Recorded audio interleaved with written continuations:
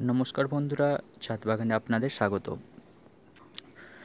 তাই বর্ষার ছাদ বাগানে যে সমস্ত টবে দেখবেন এই ধরনের শিকড় বেরিয়ে গেছে, সেই সমস্ত গাছেদেরকে রিপোর্টিং করা প্রয়োজন। কেননা এতটাই শিকড় হয়ে যাবে, আপনার জল ঠিকঠাকভাবে ড্রেনেজের মাধ্যম দিয়ে বেরোতে পারবে না। তাহলে গাছ হলুদ হয়ে যাবে এবং পাতা আপনার পড়ে যাবে, গাছ মারা যেতে পারে। তাহলে এই সমস্ত গাছের রিপোর্টিং করার সঠিক পদ্ধতিটি কী, আসুন সেটি আজকে আপনাদের দেখাই। যেই সমস্ত গাছ টবের চেয়ে বড় হয়ে গেছে, তাহলে সেই টবের চেয়ে গাছটিকে যখন রিপোর্টিং করব, আর একটু বড় বড় মাপের টবটি নেব। তাহলে আমার সেই টবটি 5 ইঞ্চি ছিল, এই টবটি আমি 8 ইঞ্চি টব নেব। তাহলে ফার্স্ট টাইম এই যে টবের ফুটোটি আছে, এই ফুটোটিতে আমি একটি খোলামকুচি দেব। খোলামকুচিটি যথাযথভাবে ওই টবের ফুটোটিকে আমি ঢেকে দেব। তারপরে আমি মাটি দেব না, তারপর আমি মাটির বদলে আমি ছোট ছোট নুড়ি কিংবা পাথর দিয়ে ওটিকে ঢেকে দেবো। তাহলে ড্রেনেজ পদ্ধতিটা ঠিক থাকবে। দেখতে পাচ্ছেন আমি কুঁচো কুঁচো যে পাথর আছে ওগুলোকে আমি দিতে থাকছি।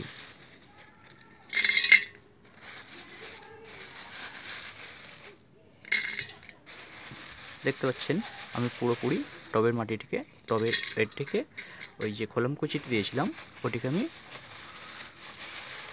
এই ছোট ছোট সিঙ্গার কিংবা স্টোন চিপে আমি ভরে দিলাম। এর পরেও কিন্তু আমি মাটি দেব না।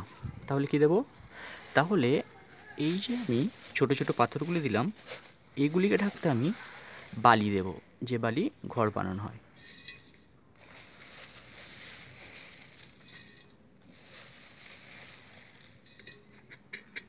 ভালো করে চেপে চেপে দেবেন, যেন না হাওয়া বাতাস বয়ে, তাহলে হাওয়া বাতাস বইলেই ফাঙ্গাসের সৃষ্টি হতে পারে শিকড়ে।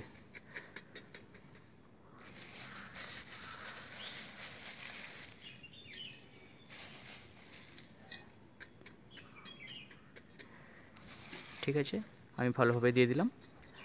এরপরে আমার কাজ হবে সম পরিমাণ, বা আপনি যে পরিমাণ রেশিওতে মাটি করবেন সেই মাটিটি আপনাকে দিতে হবে। ধরুন 50% মাটি নিলাম, 30% গোবর সার কিংবা ভার্মি কম্পোস্ট নিলাম, আর 10% আপনার যে নিমখোল হয় কীটনাশকের জন্য কিংবা ফসফরাস যা মাটিতে বৃদ্ধির জন্য, আপনি নিমখোল দিতে পারেন 10%, আর 5% অন্য কিছু আপনি মেশাতে পারেন, বা বালি মেশাতে পারেন 10%।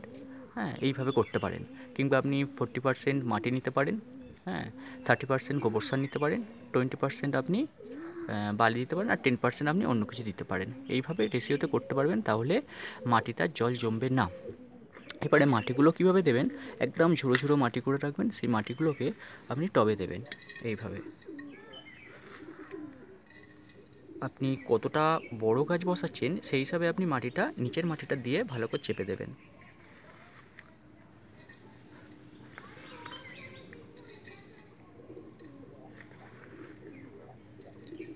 দেখতে পাচ্ছেন ঝুড়ো ঝুড়ো মাটি একদম আমি তৈরি করে রেখেছি।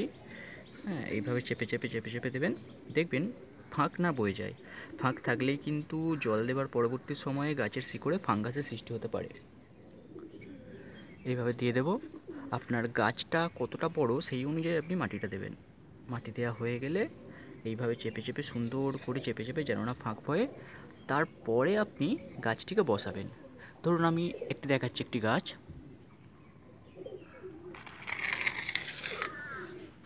ধরুন আমি এই গাছটি বসাবো। তাহলে এই গাছটি যদি বসাই, আমি এতটা নিচে পর্যন্ত মাটি দিতে পারবো না, আরও উঁচুতে মাটি দিতে হবে, কারণ আমার গাছটি অনেক নিচু হয়ে যাচ্ছে। তাহলে আমাকে পরিমাণ মতো এই পর্যন্ত গাছটিকে রাখতে হবে। তাহলে এই পরিমাণ যদি গাছটিকে রাখতে হয়, তাহলে মাটিটি আমাকে আরও ঠিক এই পর্যন্ত দিতে হবে, আরও 3 থেকে 4 ইঞ্চি মাটি দিতে হবে। তাহলে আমি মাটি আরও দিতে থাকবো।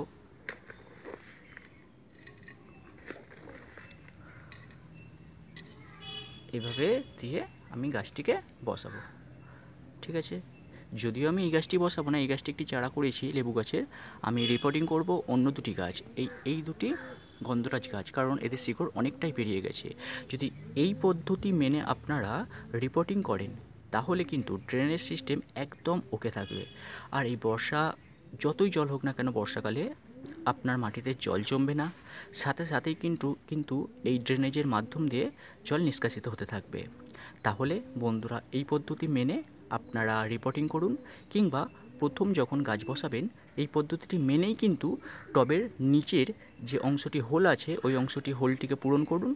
এইভাবেই করুন, তাহলে কিন্তু আর মাটিতে জল জমবে না এবং আপনাদের গাছেদের বৃদ্ধি দেখুন। আর ফাঙ্গাসাইড দিতেও হবে না, আপনাদের ফাঙ্গাস লাগার ভয়ও থাকবে না, জল তো জমবেই না। তাহলে বন্ধুরা এই ছোটো ছোটো টিপসগুলো ফলো করতে আমার ছাদ বাগান চ্যানেলটিকে সাবস্ক্রাইব করুন। ধন্যবাদ।